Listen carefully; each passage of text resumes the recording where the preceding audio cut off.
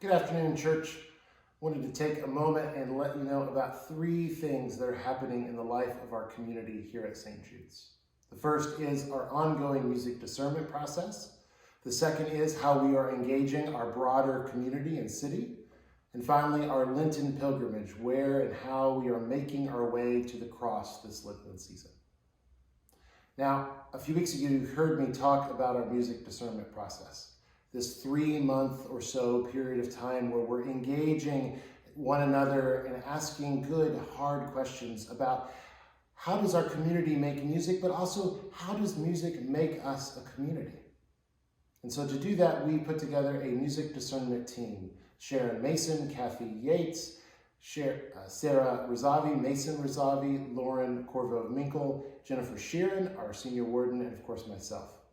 And we've been meeting weekly, and we meet again tonight and continue to meet to engage in that process. Now, that process obviously doesn't just start or end with us. It will extend out beyond our discernment team.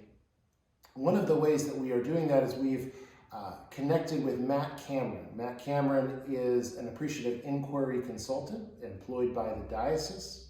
He's done work here at St. Jude's before, so some of you may know him. Matt has been meeting with us and will eventually meet with the whole of the congregation to do this appreciative inquiry process specifically around music. That will happen on March 21st during our forum time on Sunday during virtual coffee hour. Matt will be with us and will lead us through an appreciative inquiry process around music on March 21st.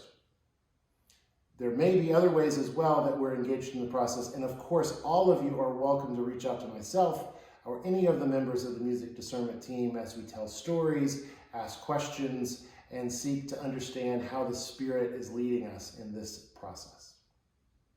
Now, also on March 7th and 14th, we'll have forums as well that are dealing with the idea of music in our community. Those will be more educational, but I'm sure we'll get at some of the heartbeat of this process for us as well. On March 7th, Trip Hudgens, a liturgical scholar and a musician, will be with us to talk about the history of liturgical music. The following week, March 14th, he'll be again with us to talk about the future of liturgical music. And then, of course, on the 21st, Matt Cameron will lead us through the appreciative inquiry process around music. I want to make a special note that on March 14th, after the forum, there'll be a special, what I'm calling, Afterglow with Trip, just for musicians. So if you are a musician, you're invited to come to the forum, but also stay for the Afterglow, where you can talk, kind of get in the weeds with Trip as a musician about music. You can ask questions, be in dialogue with one another and with him about music in particular, just for musicians. In the Episcopal Church, we often talk about how our corporate prayer, our liturgical prayer, is the heart of our community. I think the music that we engage in that prayer is the heartbeat of that prayerful heart. And so when we begin to talk about music, we're doing really core heart work.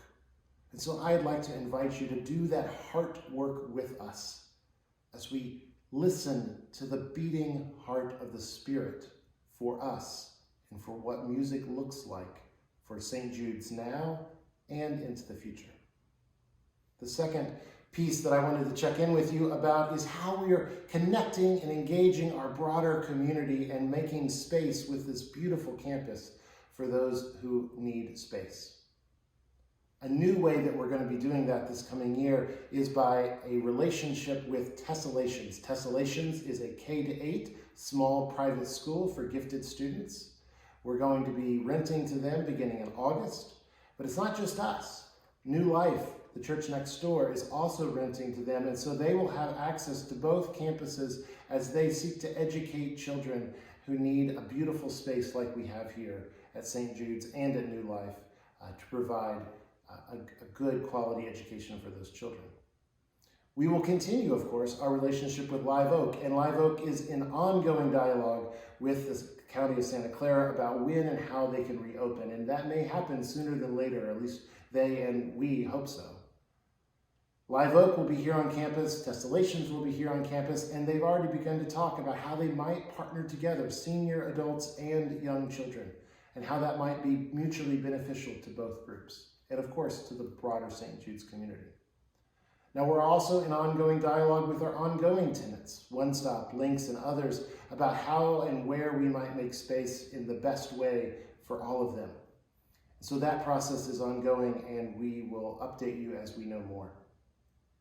Now, finally, our Linton Pilgrimage. Of course, we are engaged in this work as a church on Sundays in our worship and in our lectionary Bible study. But beginning this evening, we'll be also looking together at this book, The Cross and the Lynching Tree by James Cone. This is a profound, powerful, and frankly challenging book, and I do hope that you will come and engage with us as we look into this. There are 5 chapters in this book. There are 5 weeks to our study, and so we'll be digging into a chapter a week. Of course, if you're not able to get one of those chapters read, join us anyway. That's perfectly fine. We'll be watching videos, we'll be engaged in discussion, so even if you don't get a chance to read, please join us. This will be a good and essential work for us as we make this pilgrimage to the cross and see how not only the memory of the cross connects historically, but also how it brings it right up to date as we engage in issues of racial justice in our world today. I hope that this Lent has been a holy Lent for you as we continue to do this work that we are called to together.